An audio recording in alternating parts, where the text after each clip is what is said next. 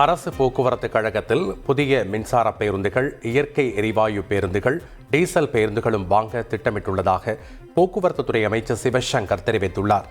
அரசு போக்குவரத்து கழக பேருந்துகளில் நாள்தோறும் 1.85 கோடி நபர்கள் பயணம் செய்கிறார்கள் என போக்குவரத்துத்துறை அமைச்சர் சிவசங்கர் தெரிவித்துள்ளார். சட்டப்பேரவை கூட்டத்தொடரில் நடைபெற்ற மானிய கோரிக்கை விவாதத்தில் பேசிய போக்குவரத்துத்துறை அமைச்சர் சிவசங்கர், தமிழ்நாட்டில் பதிவு செய்யப்பட்ட மொத்த வாகனங்களின் எண்ணிக்கையில் 96.15% போக்குவரத்து அல்லாத வாகனங்களும் 3.85% போக்குவரத்து வாகனங்களும் இயக்கப்படுவதாக தெரிவித்துள்ளார். மேலும் கட்டணமில்லா பேருந்து பயண சலுகை மூலம் நாள் ஒன்றிற்கு 6,16,136 பெண்களும் 3,814 மாற்றுத்திறனாளிகளும் 290 மூன்றாம் பாலினத்தவரும் பயணித்துள்ளதாக தெரிவித்துள்ளார்.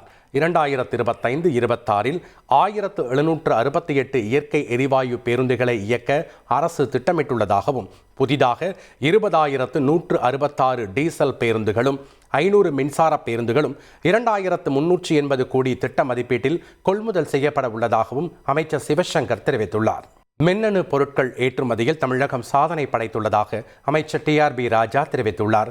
இது தொடர்பாக அவர் வெளியிட்டுள்ள எக்ஸ் தள பதிவில் 2024-25 நிதியாண்டில் மின்னணு ஏற்றுமதியில் தமிழகம் 14.65 பில்லியன் அமெரிக்க டாலர்களை எட்டி வரலாற்று சாதனை படைத்துள்ளதாக குறிப்பிட்டுள்ளார்.